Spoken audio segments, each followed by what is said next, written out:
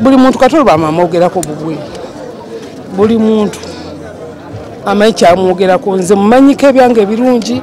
naawe olina kyomumanyiko n'omulala alina kyamumanyiko bingi natandika okukolagana ne Katolo Wama 2 ndowooza oba 4 weyatandikira obulwadde bwobwo obw'omutima ng'akyali ku CBS n'agenda e India abadde muntu kugamba gw'osobola okutunulira bw'aba akambuwadde n'olaba nga ataaseka abadde muntu walwali nnyo Katolo Wama nkakasa ne gyali ndowooza musanyufu kubanga akoze yakkiriza nti mulwadde yakkiriza yabadde yakkiriza era ng'olumu amayinza okubeera ngamba munnaye nkyaliwo nkyali mulamu yabadde amanyi tisaawa yonna kuba obulwadde buludde ebbanga nga ate otulaba subscribing ku mukutu guno okusobola okubanga ate ofuna videos zifanaganako bwe ziti tukyali mutundwe wano ku lusozi mu maka ga Honorable Katolo Wama amakya gonako olwaleero nga bwe badde wakitegeddeko Katolo Wama yavudde mu bulamu obw'ensi eno abakungubazi ab'enjawulo bakyagenda mu maaso okubeera nga tebatuuka mu maka mulimu bannabyabufuzi mulimu abasanyusa n'abantu ab'enjawulo Mama Fiina y'omu ku abo batuuse wano mu maka ga Katolo Wama ndabyeko Honorable Segirinya naye atuuse mu maka gano bannakatemba Tobambala ndabyeko Promoter Keti mulabyeko ndabyeko n'abalala bangi nnyo abatuuse mu kifo kino abazze mu kifo kino okusobola okubeera nga ate bakungubagira Honorable Katolo Wama kakati nga bw'oyinza okuba nga ate olengera abantu abangi bakyagenda maaso okubeera nga beekulumulula okubeera nga ate batuuka mu kifo kino okusobola okubeera nga ate bakungubagana naye n'abatuuze bwe bali bakamaye kambabuuze katono ogamba otya Yanisa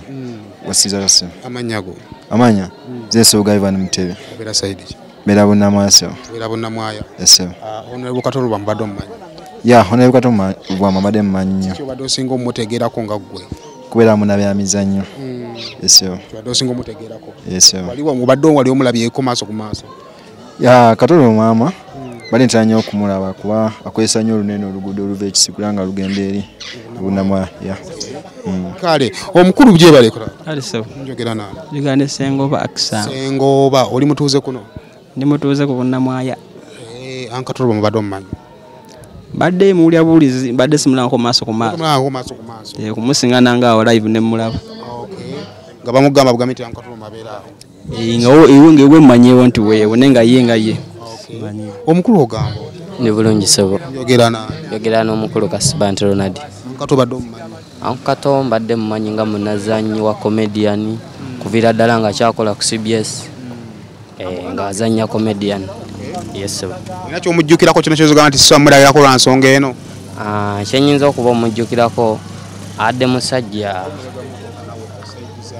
musajja kale nga ali awo si omuntu omubi ennyo kale abantu ab'enjawulo bakyagenda maaso nga ate beekulumula okutuuka mu kifo kino ate okujja okukungubagira Honorable Katolo Wama yafudde mu bulamu bw'ensi eno omukulu ogamba otya amanyago nze Kawande Jackson oli waakuno ndi waakuno Katolo Wama badde omumanyi mumanyi kiki oyinza okuba nga okyoga nti kino sisamwerabira lwa nsonga eno mukulu Katolo Wama kyekituufu kyesitanza mwerabira munakatemba ate abadde omulungi ennyo secondly nti abadde MP Waluwaga House ate gayogeza amazima nti mumpe ndiyeemu oli omu ku balonzi be nze nali mwagala nnyo era twajjangana wano n'atubuuliramu nti bannange munoonyeza akalulu ne tubeerawo ng'omusajja n'abaana ayitamu ng'omutuuze olowooza ku bimwogerako ku mawulire olowooza kiki bataamutegeerako abantu abo abali mwogerako ku mawulire munnaayo amawulire gano omuntu ndowooza engeri ye gy'abadde mu social media alina trending ennyo bangi baba bamukuba n'abamwagala baba bangi naye kyemmanyi mu byonna kati kuba buno obudde taliiwo gwe yanyiiza amusonyiwe era amusabire awumule emirembe kale tweyanzege Alex Official waliwo olukiiko olugenda mu maaso wali emanju era nga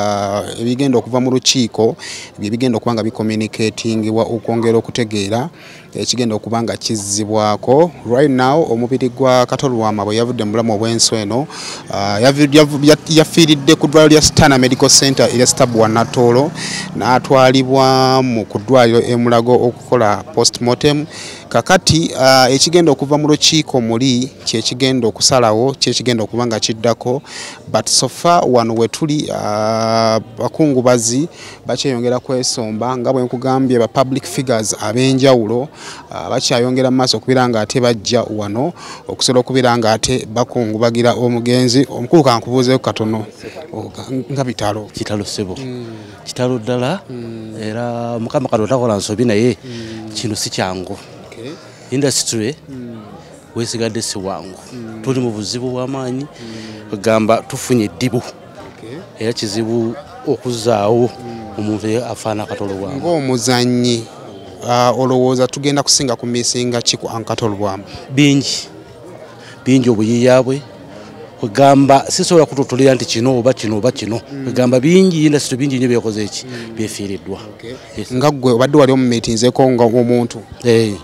ne ku Lwokuna lwa wiiki ewedde twali naye era nga tunyumya ku byaffe ebya firimu industry etambula ete biki bye twali bwe tutyo yesebo olowooza biki bye tulina okuyigira kwa Katolwama nga amaze ye okuwummula bituli omuyigirako kubeera nga oli muntu w'abantu buteewulira buteerabawo kuba kato abadde buli muntu abeera naye owa waggulu wansi n'asemberayo ddala wansi tetugenda omumisingako yesebo tweyanzege abantu ab'enjawulo we bali wano okubeera nga tebakungubagira Honorable Katolwama nga bwe tujja okusobola okubeera nga tetubakuwa ku ngeri gye banaabajjamu ngeri gye bayingirawo gye tubakuwa ngeri gye bayingirawo gye tubakuwa naye nga bw'oyinza okuba nga olaba embeera bwefaanana munda muno mbeera yakukungubaga of course nga bwe nkugambye nti emanju wali yewali meeting egenda mu maaso so kakati meeting ekinaava mu meeting eyo kye tujja okubeera nga tufuna mpola sekimpika nkubuuzeeko katono taata bitalo munaaye bitalo nnyo mwana Honorable yatudduseeko oli student wa Katolwama wadda yes society ina Katolwama gwemanyi gwe nga student ina Katolwama gwomanyi almost buli student wa Katolwama yatuuse dda wano olowooza ki ekyenjawulo ekiri kwa Katolwama society kyetamanyi Anko Katolwama kyesimanyi naye kyemusinga omumanyaako mu generation yaabwe ye muntu oyo nga tafuddeeyo oba ovuddewa kasita akulaba nga omulimu gw'okola ogwagala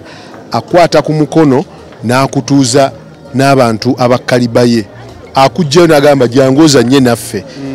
kizibu tekisangika mu bantu ba kaliba ye muntu sente ayinza obutazikuwa era nga tajja zikuwa naye ng'asobola okukusitula n'akuwa platform plain heart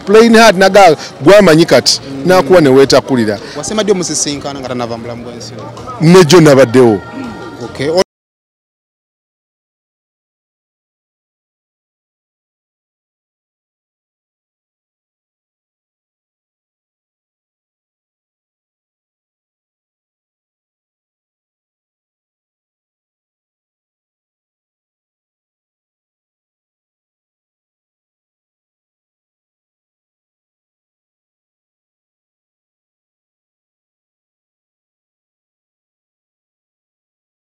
nnimi ez'enjawulo nga ye omulamu agwe gwagamba eno kyo tugera gisitaginga ku Serena ate tufune abantu bonna ab'amaanyi bajje bagirabe etandika okutalaga ensi yonna nga ye kyafu ebere national show ng'agamba nti bwemala okuba nga national show tusobola n'ogitwala ku Africa level ng'alowooza nnyo okustaginga e Nigeria wa ng'ali passionate nnyo ku mulimu ogwo oza kitogenda okusubwa ku Katolwama nga mmaliriza kyetugenda osubwa omanyi bagamba ebirwawo tebyenkanankana tuyinza obutazaawo eryo ddibu yadde tuyinza okufuna omulala naye Uncle Bwama ye muntu akola humor alinakyo atali wakuyiiya ate nga mukweke ne wabasaze kugenda below the belt nga kizibu kitegeera naye ng'akiyisizaawo buli level ng'esobola omunyumirwa abaana abaddako awo n'abakulu ddala. I think such an artist muyimbi muwandiisi mutendesi muzannyi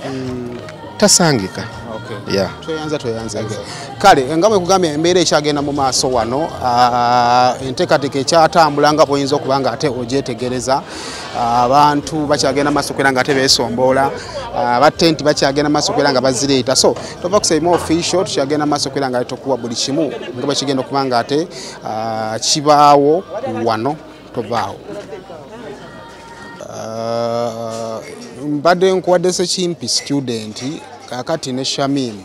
student right? Student wa Uncle. Sisobola kwetwala bwentyo nga student. Naye nze Uncle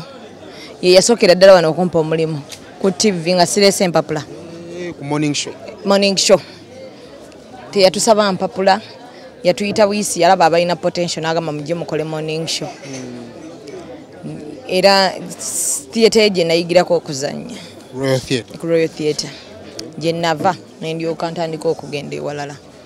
Uncle musisinkana ddi? Uncle namusinkana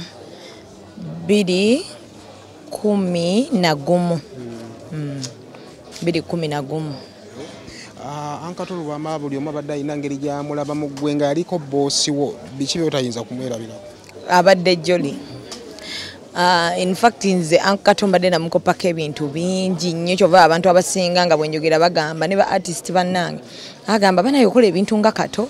kati nga njagala engeri gy'akolamu ebintu bye nga Uncle bw'oba tomanyi kuzannya takulinda kuyita mu kkona kuga nti tomanyi kuzannya akugera oli ku stage muzannya naga naye tomanyi kuzannya bannange oba wakima kiwano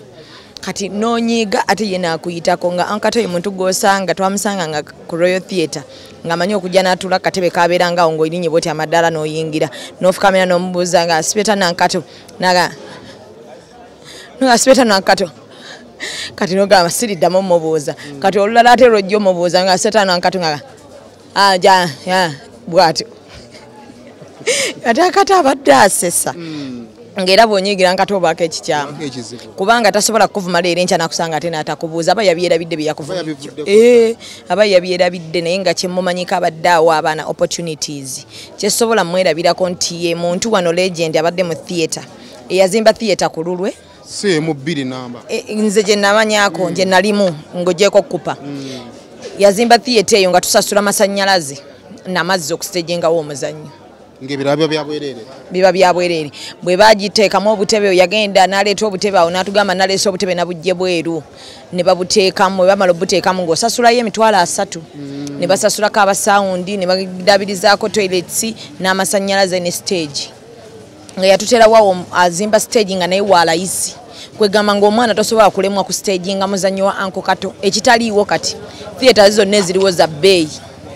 naye Uncle yali yawa abaana opportunities ate nga buli muntu kisobola omufavoringa era ng'ojja n'omugamba Uncle yalina ekibiina ekyo ekya Diamonds Assemble ekitali production ey'emizannyo ng'omwana we bw'avaamu n'amugamba Uncle neetongodde njagala kukola kibiina ng'amugamba kale naye bwe tukuyitangeeko dda ate ng'era omwana stagingira ku Royal nga si byakuva mu kibiina n'akuwalana nga talina budde bukuwalana lwaki akuwalana era nga jabuzi n'agamba bangambye wazanye nagesi kati nga bamugambye kiwazanye kibi olumu ng'amanyi okujja n'ayimina ku mulyango n'alabayo eddakiika nga 20 n'agamba oba banaani yabatendese nagesi eri wano oba theatre baagifuula ki baba bavaawo kati nga Nkata ali real nze kyembadde mwagalako abadde real naye nga bwakuvuma tosaba munyingira amawulire g'okufa kwa Uncle gakusanze wasaawa kiro nga neebase saawa 8 mukwano gwange yankubidde kansala w'e Makerere Hidaya yankubidde neŋŋaana omukwata kuba satala kukwata masimu ga kiro kati wenayo nenga Hidaya tankubirangako kiro kiki era bwe yankubidde nanga Uncle afudde ne mugamba atya nangamba Shamimu Uncle Bwama afudde ne mugamba atya ng'afa biki kuba badde sinamulyako nti namulwadde nafunye shock anyway kati bwe yamaze n'addamu n'akiŋŋamba ne mugamba inna lillahi nenfuna ekitengo nenkankana era nafulumye nengenda tutula mu motoka nvuge ngende ku ddwaliro kuba lyabadde kumpi awo bunamwayo wa stable ne bigaana era nkedde ku makyanze nga ne wano sinnatuukawo nga mpulira sikikkiriza kuba mbadde mumanyi nti mulwadde naye kati mbadde mulaba nga ali bulungi yagenda ate yes however nti mbadde nkimanyi nti mulwadde ate nga obulwadde bwadde mulumidde ebbanga ddene kale byebyo tukyali wane waka tukyagenda mu maaso okubeera nga twogerako n'abantu ab'enjawulo neyanza Shamimu kale tukyali maaso eno abakungubazi bakyali bangi nnyo abazze okubeera nga ate bamukungubagirako nga kitalo maama kine bannaye kitalo nnyo ssebo mutawaana munaye gwazze ayitwazze ng'omuzannyi w'oku stage olowooza ensi egenda kusinga kusubwa ki kwa Katolubwama ensi egenda mumusubwa kuba musajja wa bwongo abantu kyebadde tebamanyi endowooza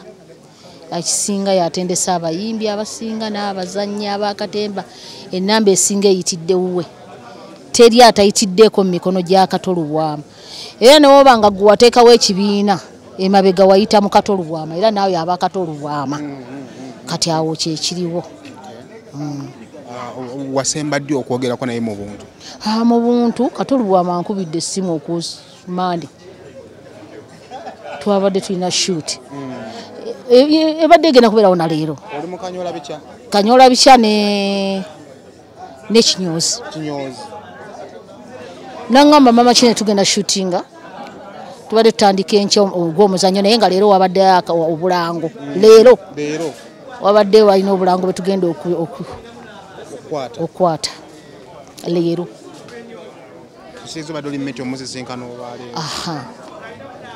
nga yaŋŋamba mama kine nti gwe nkumanya engeri gy'otambula tobeerabeerawo ne mugamba leero wendi nagenda wiiki yonna tugenda kushutinga gundi eyo twongereyo ebintu eri bibeere bingi tuleme kwemenyanga kujja buli wiiki kuba twakoma mabegakawo wiiki n'okunywa ne banywa sooka kati ndowooza abatesitesi bagenda maaso nakulaba kutegeka ate binaddako so toba kusema official tukyagenda maaso nga tukuwa update nga bwe binaaba bitambula wano tovaawo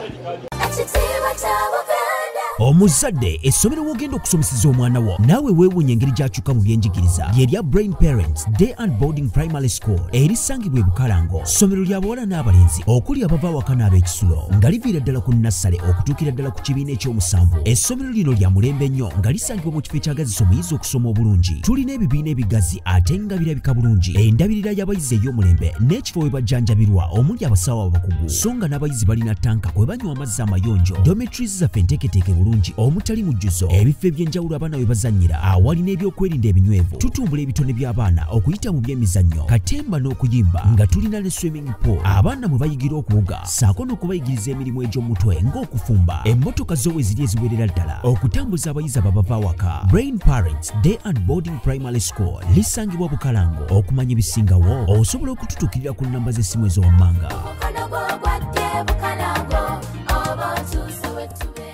abakozi ba biodigester tanks bakutegeeza nti wobanga oli awantu webafunda obanga oyagala kukyusaamuko ufune ku biriwo ebipya luli twalina septic tanks ng'olina okusima ate olina ozinuunamu ekintu kye biodigester tanks tozinuunamu bateekamu ekirungo ekikuba obukyafu obugendayo amazzi ne gavaamu ne gayingira mu ttaka so biodigester tanks y'engeri ennyangu essaawa zino ey'okukekkereza ate n'okwanguya obudde so kale bakubye ku namba yaabwe ey'essimu ebisingawo bitegeere awo nga tuvuddeyo tulina banafu aba Rosemary Beddings abatunda bya mu kisenge genda ekasubi bwe tuke kasubi tokkirira nga agenda mu kikoni olizimba bakita Princess Complex batunda bya mu kisenge okuva ku bulangiti masuuka piro towels n'ebirala bingi nnyo byonna byokozesa mu kisenge babirina kale agendawo obeere nga ate nabyo byefunira Rosemary Beddings abasangibwa Kabalagala nga ku Triparty Mazima Mall wansi awo ogenda okubasanga abakutegeeza nti kuyagala engoye z'abaana okuva ku lunaku olumu paka ku myaka 12 makeup w'abakyala ayagala ebyokuzanyisa by'abaana ayagala gomesi ziri original n'ebirala bingi nnyo ababirina kale enamba y'essimu ejo oba okubako